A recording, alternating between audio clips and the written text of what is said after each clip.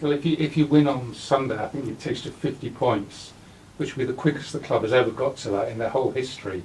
And that's only at the halfway stage. What does that say about basically how you've done over this half? I mean, it's an incredible achievement to go this far. That we have won a lot of games, but hopefully we can do that on Sunday and we can carry on. But the best way to try to achieve that is to play the way we are playing, or even better, because I think the team can play still much better. You said last week 90 points, but the way you're going, it could... I said more, no? I said 93, 95, 100, yeah. I don't know. Let's see. I think it would take a big effort to be up there, but it's still too far to talk about. We just talk about the history of this fixture, because 20 years ago this was the biggest game in the Premier League calendar, and the last maybe 10 years it hasn't had quite the same significance. Does it sort of excite you to be playing in a game like this again?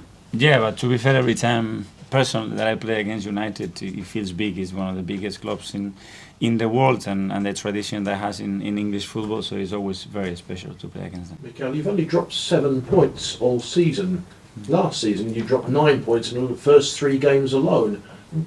How have you created that environment, especially in home games, to be so consistent and so productive on the pitch?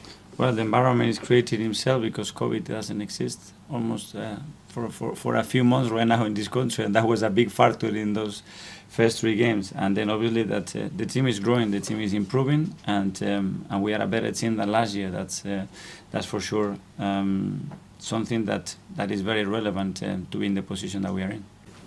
Is that the key for a title-winning team, though, to have that consistency ahead of everyone else? Yes, and we have that consistency as well, because we have consistency as well in the lineups, in the players that have been involved, with the amount of minutes that we have played, with the way we have played. There are a lot of factors, but certainly that's a big one. Leandro is the oldest outfield player you've signed since Willian. I know 28 is not that old, but in the context of the last few years and the recruitment policy, that is a bit older than some of the other players. Yeah. What's the reasoning behind that, and does this mean the end of that recruitment model?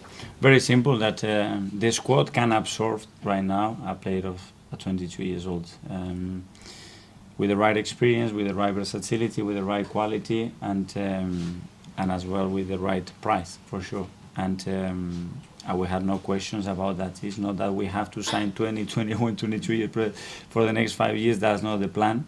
But we need to have a balance, and at the moment we have a really good balance in the squad that can absorb a player of that age. You've spoken, and Eddie's spoken since the summer, about how almost character is more important than talent when you're signing players. Just following on from what Mark said, obviously there might be some concern given Leandro kind of went AWOL in the last few days at Brighton. What was it in your conversations that you as a club had with him that convinced you that he has the right character? Well, because we know the player, and we obviously dig into the experiences and the personality and the relationship that he had at other clubs, and we are very confident that we are signing the right person and the right player.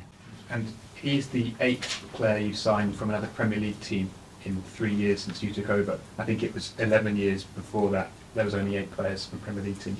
What's the importance to you, clearly, of buying players from within this league? Well, it depends a lot on the moment, but clearly when you bring somebody from a club that has experience in this league, which is a really demanding league and has a lot of specific contexts that are required to perform here, especially in this moment in time when you don't have time for preparation, it was something that it was very important for us. MIKEL, I know that as a manager you can't control everything once the players have walked out on the pitch, but it seems to me that you're delivering such a consistency of performance now, not just the results but the performances, that you kind of know what you're going to get from each of those guys every single week. Firstly, do you agree with that, and also how hard is that to do? Well, that's probably one of the hardest things to deliver, but probably the most important one if you want to be at the top and winning a lot of games, and we have delivered that so far, and we just have to continue to do that. But that's credit to the boys.